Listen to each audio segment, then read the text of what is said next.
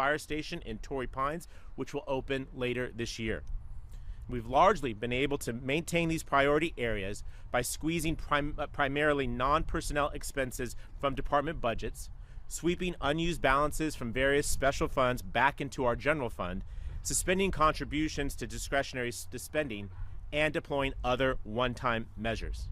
I want to emphasize again, these are one-time measures made with the hope that we will see improved economic conditions in the very near future. While we've attempted to minimize service level impacts to the greatest extent possible, we did have to make some very tough choices to maintain our priorities. And I want to level with San Diegans about those choices that we had to make. In order to avoid fire station brownouts, we have cut funding to our Office of Immigrant Affairs. In order to prevent steep cuts to operating hours of our libraries, recreation centers, and pools, we've had to reabsorb the Community Equity Fund into the general fund budget and scrap plans to invest in a cannabis social equity program.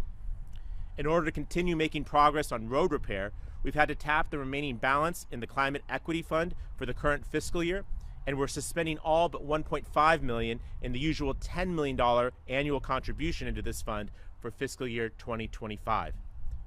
To avoid cutting officer shifts in neighborhood patrols and to continue addressing homeless encampments, we have suspended our contribution to reserves and some discretionary grant funding programs for 1 year. These are not choices that we want to make, and we don't make them lightly. But many of these measures cannot be responsibly sustained year after year. But these are prudent and necessary choices to protect the progress that we've made in building back our city and providing the services San Diegans expect, while tackling the problems that have long been neglected, while again delivering a budget that is balanced, on time, and keeps our city moving forward. I'm incredibly grateful to our city's Chief Financial Officer, Matt Vespi, as well as his team for their strategic, smart proposal to responsibly balance our budget and preserve our top priorities amid all the constraints that we face this year.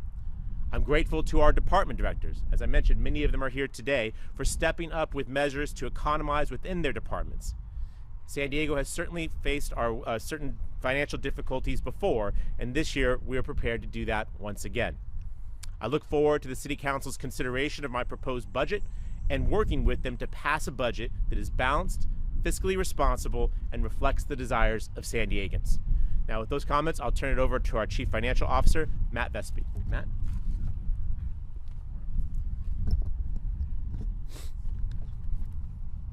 Good morning. The fiscal year 2025 proposed budget is presented on time and balanced, with a focus on protecting and investing in the city's core services: public safety, homelessness, and infrastructure. The city is in a difficult position financially. While the budget for next year is balanced, it relies heavily on one-time sources of revenue that allow us to minimize the impacts to important services we provide. However, this strategic reliance on one-time sources is not sustainable into future years, but it does prevent significant cuts to ongoing services in the near term as we closely monitor the status of the economy and opportunities for additional revenue. While few areas of this budget will receive an increase in funding, the safety of the public is an absolute must for the city, and that is shown through the investment in our police and fire departments, which will receive more than $1 billion in funding for their operations for next fiscal year. This represents nearly half of the city's general operating budget. Homelessness services are also prioritized, with an increase in funding that will allow for more shelter beds to be available for our unhoused population. And even during this difficult budget year, through the strategic use of capital financing and restricted sources, this budget continues to protect the progress in growing our infrastructure investments. The proposed capital improvements program budget for next year is $872 million. This represents the city's largest capital budget ever.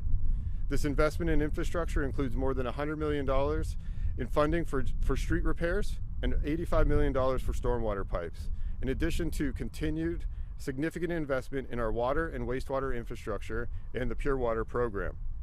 While next year's investments are significant, the city's infrastructure has been inadequately funded for decades. While the last three budgets under this mayor have sought to catch up on that underfunding by heavily investing in infrastructure, we have a great deal of infrastructure that's simply reaching the end of its useful life. We are looking at figures that we simply cannot belt tighten our way into being able to pay for. Achieving the significant funding needs of the city's infrastructure will require additional new revenue to fully address. And I will now turn it over to Christina Peralta, Deputy Chief Operating Officer.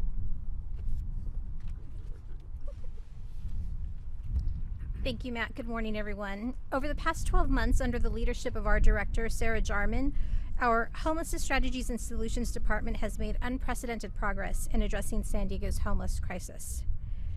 The department has worked nonstop collaborating with partners to help bring people off the street and provide more shelter options and interventions to those in need. Last June, we released our comprehensive shelter strategy, a living document that outlines our plans to expand the city's network of shelter beds and other options. In the past 10 months, we have opened 2 safe sleeping sites on city-owned land, which have successfully helped bring nearly 500 people off the streets where they had been living. Now these individuals have access to resources and supportive services with the goal to connect them to permanent housing. We have also expanded our safe parking program, which opened shelters for specific populations, including seniors, women, families, and youth. And now we're looking to build what would be the city's largest shelter, a nearly 65,000 square foot warehouse that would have the capacity to serve roughly 1,000 people. We're also developing plans for H-Barracks, a city-owned industrial site near the San Diego International Airport, with an initial focus on further expanding our safe parking program. We know that homelessness is the #1 issue facing our city, and this is not a situation unique just to San Diego. With the investment in the next fiscal year budget and beyond, our team will continue to seek out creative solutions to our city's biggest challenge. This is our top priority and our focus every day. And now I'd like to hand it over to our Transportation Director, Bethany Bizak. Thank you, Christina. In January, the Transportation Department released the first ever pavement management plan. And with this plan, our city now has a roadmap which clearly shows the condition of every single street in the city and a plan for which roads need to be repaired, when they need to be repaired, what type of repairs we need to perform, and most importantly, the total funding need of $1.9 billion over the next 10 years to ensure that our roads reach the pavement condition index of good at a score of 70. Historically, our streets have not had the year-over-year consistent investments over the past several decades to ensure that we deliver slurry seal and overlay treatments at a pace that keeps our roads in good condition. With the FY24 budget, we had one of the largest single-year investments in our road network, and our team is on track to deliver 250 slurry seal miles this year, more than any prior year. And as you've heard with this FY25 proposed budget, the mayor has demonstrated a continued commitment to invest in our roads, with a total of $100 million planned for combined slurry seal and overlay resurfacing programs. It takes us one step closer to improving the road condition of our road network, but that won't happen overnight, and that's where our in-house teams play a significant role. Our 2 transportation in-house mill and pave teams perform paving work on some of the roads with the poorest condition in the city. This year, these teams have delivered more paving than they have in any prior year. Just to name a few locations, our in-house teams have repaired Village Glen, Saturn Boulevard. Just last week, we completed paving on Morena Boulevard, and this week we're paving Myrtle Avenue in City Heights. I'm happy to report that the additional mill and pave team has been included in this year's proposed budget. And this 3rd team will allow transportation to bring more immediate repairs to roads that need attention the very most. A team also to restore pavement after water and sewer replacement projects is also in the proposed budget. And these combined teams will bring critical and timely repairs as soon as they are in place. All of this contributes to a multi-pronged approach of immediate, medium, and long-term strategies for improving our roads, and it demonstrates real improvements that will come to our communities. Thank you, and I'd like to introduce Rania Amen, Engineering and Capital Projects Director. Thank you, Bethany. Good morning. We in the Engineering Capital Project Department are thrilled to see the continued investments in fixing San Diego's roads. The more than $104 million for asphalt overlay that is proposed in Mayor Gloria's budget will help maintain our enhanced resurfacing effort and bring more new roadways to San Diegans. We started off fiscal year 2024 with the goal of completing 60 miles of overlay, as Mayor Gloria mentioned. Thanks to the hard work of city staff and our contractors, we are currently on track to surpass the goal and complete more than 71 miles of overlay by July of this year. And next fiscal year is expected to be even better. Our teams are currently working on designs for fiscal year 2025 and expect to overlay approximately 75 miles of San Diego roads. That's more than double the 33 miles of overlay we completed just a few years ago in fiscal year 2022. The department is actively collaborating with the construction industry to ensure that our overlay projects are designed and constructed using best practices. This partnership is crucial in elevating the quality of the installed pavement and securing resources within the region to support the ramp-up effort of the pavement program. Additionally, our city engineers are at the forefront of innovation, working with the region at building better roads to pilot materials such as fiber reinforcement and recycled asphalt pavement to promote sustainability while increasing the durability and expected lifetime of the new asphalt, demonstrating our commitment to the long-term road quality. These repair roads will be strategically replaced throughout every community and follow the guidance of the pavement management plan that Bethany just mentioned. And it would not be possible without the significant investment being proposed today. The proposed $104 million budget for overlay project is more than 4 times what it was in fiscal year 2021. Asphalt overlay gives new life to cracked and heavily damaged roadways like Genesee Avenue, La Jolla Parkway, Navajo Road, and Otay Mesa Road have already been overlaid, extending their lifespan by 20 to 25 years. We are on a mission to do the same for other major roadways in the next fiscal year. I would like to thank Mayor Gloria for his commitment to securing safe and equitable infrastructure across the city. We are proud to deliver the improved product to San Diegans. Thank you. Mayor Gloria?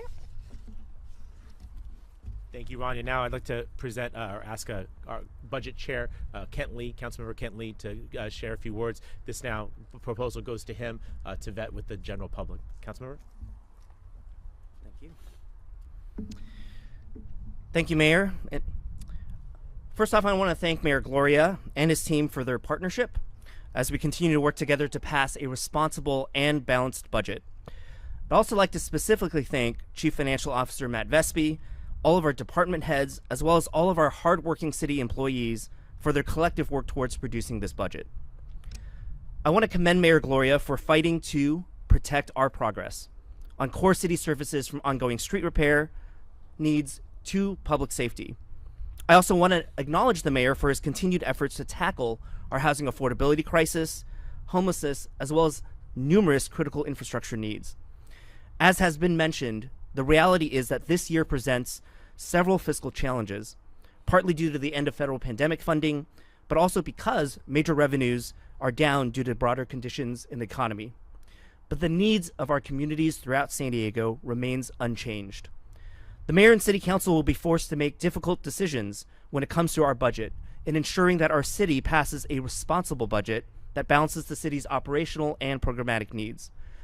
Today's release of the fiscal year 2025 proposed budget is just the beginning of our overall process. And as chair of our Budget and Government Efficiency Committee, I'll be calling on my city council colleagues to sharpen our pencils and take a deep dive into this budget in the month ahead. And since this is such a fiscally challenging year, I expect that we will see a thorough public vetting to ensure that the community's voice is heard when it comes to our priorities. I do have a message for all San Diegans, which is that I look forward to working with you, as well as the members of our city council, to review this budget proposal. And I want to encourage members of the public to attend the Budget Review Committee hearings and participate in the process in determining what the city's financial priorities should be. Here's what happens next and how you can get involved. On April 26th, our independent budget analyst will release a full breakdown of the budget with a comprehensive analysis that every member of the public can review. Starting on May 1st, the City Council will begin daily hearings to review each department's budget in collaboration with the IBA. And on May 1st and May 8th at 6 o'clock p.m. at City Hall, members of the public will be invited to come and speak to the City Council to share about their budget priorities. And after a month of vetting those budget priorities, working with our City Council colleagues, we will look to take our final vote on the budget on June 11th. Again, thank you to Mayor Gloria, as well as his entire team for making key investments in road repair, homelessness services, and public safety. And I look forward to working with everyone, including the public, to ensure we deliver on protecting our progress. Thank you. Thank you, Mr. Chairman, and thank you all. That's the conclusion of our set assigned speakers. I want to acknowledge this is not San Diego weather. You have been troopers through both this temperature and whatever drizzle that may be. I want to take a couple questions if we can. Every speaker can do one-on-ones as well, but obviously I want to be efficient because I want to get all these incredible city employees back out on their day jobs because there's a lot of work to do to run America's 8th largest city. So questions I can take from folks. Mayor, I'm Craig Harris with ABC 10, and even though you talk about there's cuts in the budget, your overall budget increases by almost $500 million. So that is going to be more money out of taxpayers here in San Diego. So why is there more need for like a sales tax or a wastewater tax later this fall when your budget actually goes up by $500 million? So I'll refer you to the comments I made earlier. The city is no different than everyday San Diegans.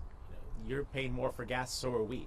You're doing it for 1 or 2 cars. We're doing it for over 4,000 vehicles, right? Electricity. Everyone likes to talk about SDG&E. We have a lot of accounts. We have 60,000 streetlights that we have to pay for. Those prices go up. It's reflected in what we have to pay as well. So the rising costs of operating day to day, both in your family and in our city, are the same. And so we have to cover those particular costs.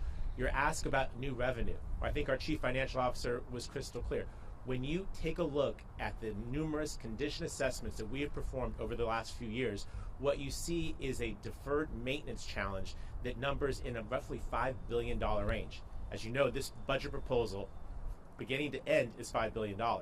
There's no reasonable way to accommodate all of the capital needs that we have as a city without finding new ways to pay for it. Others in the past may have told you different. I'm here to tell you the truth. We need additional resources in order to fix our roads, repair our piers, fix those ball field lights at parks, all the things you all are reporting on daily. It's all around. You see it. We need additional resources to do it, and what I know for sure is delaying will only make it more expensive. And the emergency repairs that are necessary are also more expensive. So we hope and intend to ask the public to consider this question this November, but that's for another day. Today we're talking about how we propose a budget that's on time and balanced. That's what this proposal is. One quick follow-up. In your water department, you've got $75 million of unpaid bills. Some people owe you over $1 million, some large companies. Why aren't you going after that? And at the time that you're raising water rates by 20% for all consumers, you've got a huge amount of money of unpaid bills at the water department. Why aren't you going after that?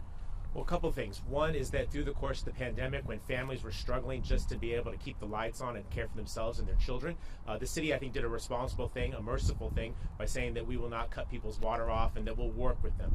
We continue to work with ratepayers all across the city to try and pay back that debt. But even better than that, the city has gone out with very sharp elbows to get resources from the state and federal government to try and diffuse those debts as well, to bring down that overall cost. As we get back into a more normal environment, as the pandemic fades into our rear view, we're going to have to be more aggressive about pulling in these resources. But may I draw your attention to the fact that that's not the only thing that is owed to us. I'll look at a Mission Bay Park lessee that owes us over $12 million. Think about what I could do in this budget if I had those folks paying their rent, and they're choosing not to, and we're in court having to deal with it. That's ridiculous. So there are a multitude of folks who owe the city resources, and the more folks who are willing to pay their bills, just as I have to pay our city's bills, that would be beneficial. It'll accrue to everyone's benefit. But what you're asking about is a part of our ongoing challenges as we come out of the pandemic. It's a significant one, and it's one that we handle with balance, recognizing that for a lot of folks, they're barely making ends meet, and they want to be able to keep the water on and be able to do what they need to do. We have to balance that with the need to make sure that we're not passing unreasonable rate increases on to other San Diegans. Kelly. Hi, Mayor. I just want to give you a chance to respond. That state audit that came out on homelessness and the amount of spending that's been happening, and homelessness keeps increasing. You know, in your budget, you're not asking for a ton more money for homelessness. You are asking for Yeah.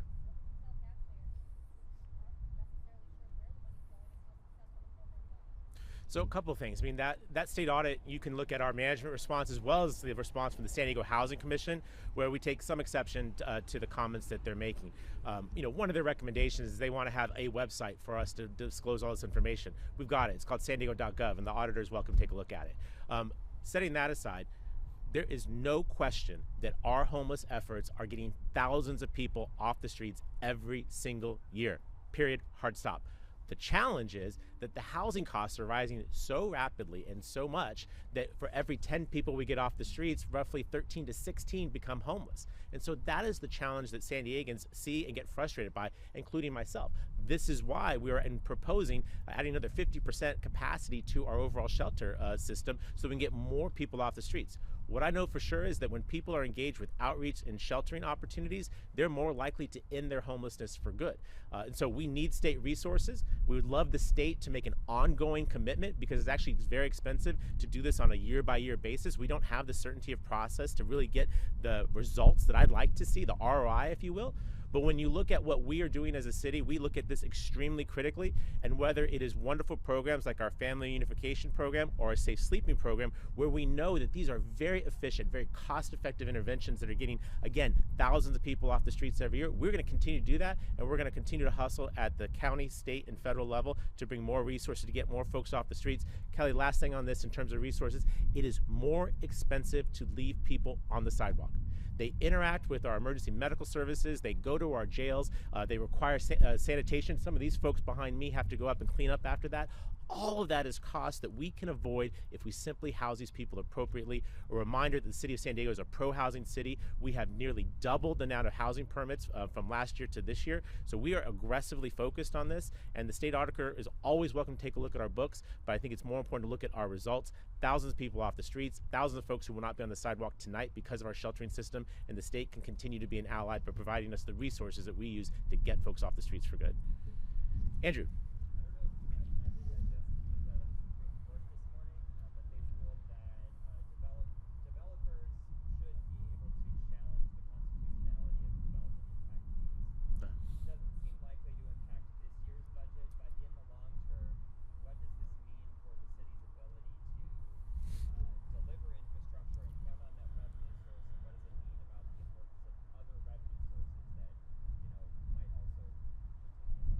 Yeah, you're breaking news, as is your want. What I can say generally is that infrastructure in this city is largely financed through developer impact fees.